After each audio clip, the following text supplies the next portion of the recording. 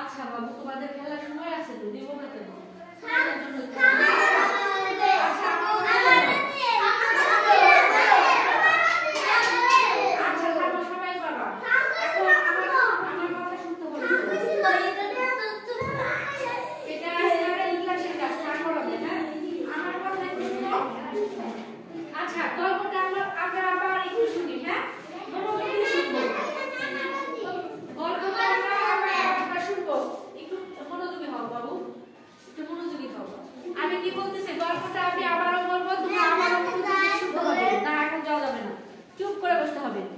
আচ্ছা আমি যা বলি শুনো।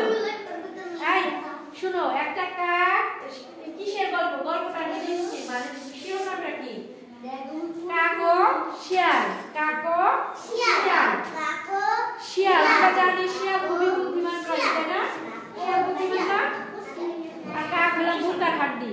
আচ্ছা যাই হোক, একটা কাক, আমার কথা শুনতেছো না সামিয়া? দুষ্টু করে না বাবু।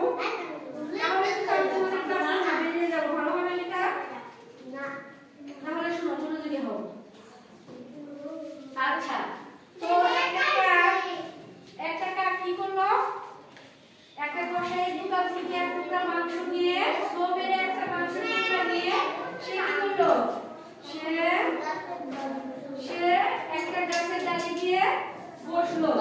সে অনেকদিন পর একটা মাংসের টুকরা পেয়েছে, তো সে কিভাবে খাবে সে চিন্তা ভাবনা করতে করতে সে অস্থির, মানে খুব চিন্তা ভাবনা করছে।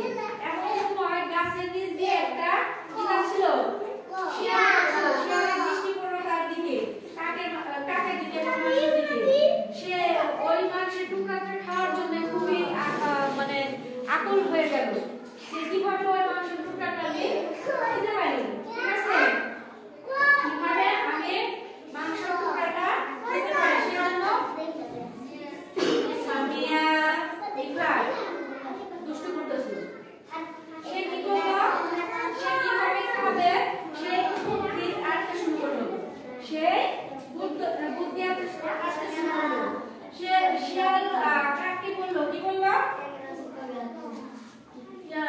শিয়াল কাককে পান দিতে শুরু করলো, খুশি করতে চেষ্টা করলো যে কি সুন্দর কালো মিশমিশে গায়ের রং তোমার, কত সুন্দর কণ্ঠ, তুমি একটা গান শোনাবা। এই কথা শুনে কাক কি করলো? খুশিতে আত্মহারা হয়ে তাকে একটা মানে হা করে কাক করে মানে গাইতে শুরু করলো। আর তার গালে থেকে মাংস টুকরাটা কি হলো? তখন পড়ে গেল। আর শিয়াল নিচে কি ছিল? তৈরি ছিল। শিয়াল কি ছিল? নিচে ওই মাংসটা পাওয়ার জন্য সে তৈরি ছিল। এজন্য সে কি করলো? মাংসের টুকরাটা নিচে পড়ার সাথে সাথে সে সব মেরে দিয়ে খেতে চলে গেল। তারপর বুকা কাক তখন বুঝতে পারলো আমার ওকে বিশ্বাস করাটা ঠিক হয় না, তাই না?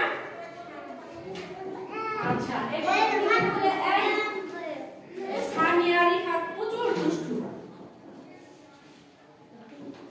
সামিয়া আসলে আসো।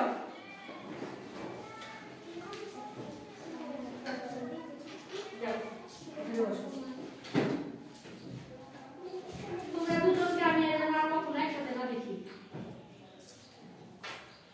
আমি করতেছি ওরা